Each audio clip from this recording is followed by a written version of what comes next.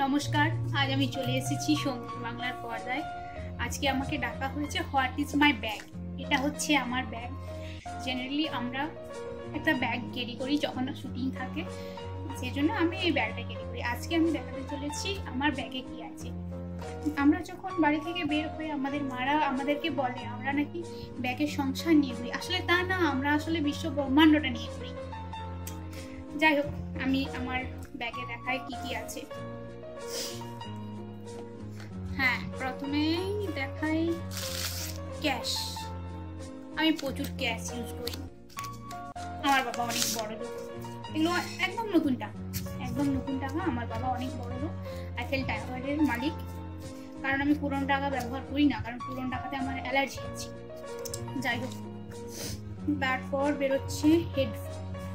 এটা আমি ব্যবহার করি যখন যাতায়াত করি, অন্য কেউ যাতে ডিস্টার্ব না হয় সেজন্য এটা আমি ব্যবহার করি। মাস্ক, এখন যা করোনার পরিস্থিতি সেটাতে আমাকে মাস্ক ব্যবহার করতেই হয়। মাস্ক, তারপর আছে কলম, পেন। এই দুটো পেন আছে। এই পেন দুটো আমার বাবা আমাকে প্যারিস থেকে এনে দিয়েছে, যেটা আমি ব্যবহার করি। আমি বিদেশি জিনিস ছাড়া ব্যবহার করতে পারি না।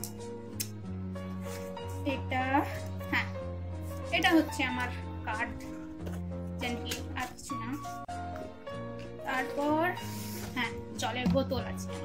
আমার যিনি মেকআপ আর্টিস্ট আছেন, যিনি আমার অ্যাকচুয়ালি শ্যুটে আর কি যিনি আমাকে মেকআপ টেকআপ করে দেন, তিনি আমাকে এই জলটা খেতে বলেছেন। এটা বিদেশ থেকে আনা জল আমার এই স্কিনের জন্য। এই যে আমার উনি যে মেকআপ আর্টিস্ট আছে, আমার যে স্কিন, এই দেখুন স্কিনের 12টা বাজিয়ে দিয়েছে। তারপরে আছে লেন্স।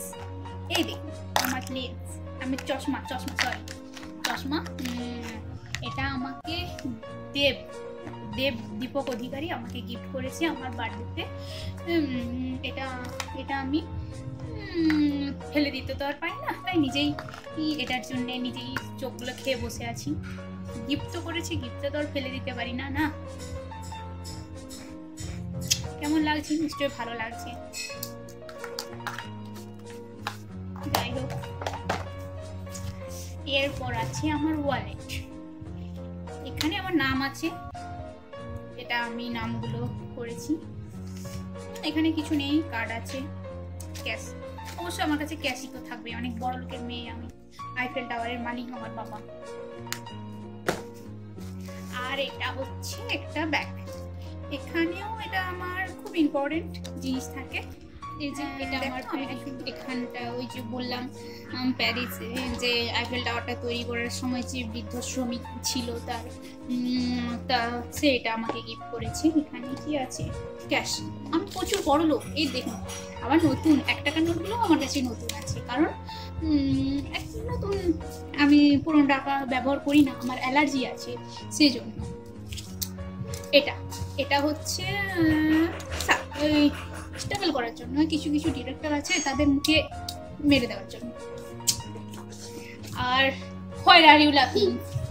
প্লিজ বসো তুমি এখানে, দেখো আমি কি বলছি। এটা হচ্ছে স্যালোড।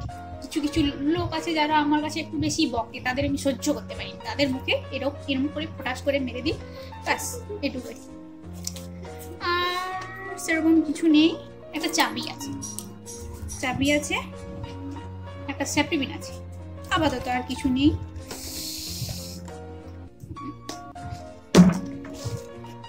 হ্যাঁ, একটা ডায়েরি আছে। এখানে জেনারেলি বেশি কিছু থাকে না। এখানে আমাকে যে যতজন প্রপোজ করে তাদের আমি নাম স্বর্ণাক্ষরে খোদাই করে রেখে দিই আর কি, এই আর কিছু না এই ডায়েরিতে, ব্যাস। আর কি আছে? হ্যাঁ, আর রুমাল আছে একটা। আমাকে যখন কেউ একটু খুব খুশি করে দেয় বা আরো যাই হোক, তখন আমার চোখের জল আর নাকের জল মুছতে সাহায্য করে এই রুমাল, আমার কাছে খুব ভীষণ ইম্পর্টেন্ট। তারপর আছে আমার কাছে এই যে আমার যে নতুন সিনেমাটা বেরোচ্ছে দিলফাটা আশিক, ওই দিলফাটা আশিকে আমার সাথে অভিনয় করছেন অমিতাভ বচ্চন, সলমান খান, শাহরুখ খান। সলমান খান আমার চাকর হয়েছেন, হিরো ওকে আপাতত খুঁজে পাওয়া যাচ্ছে না।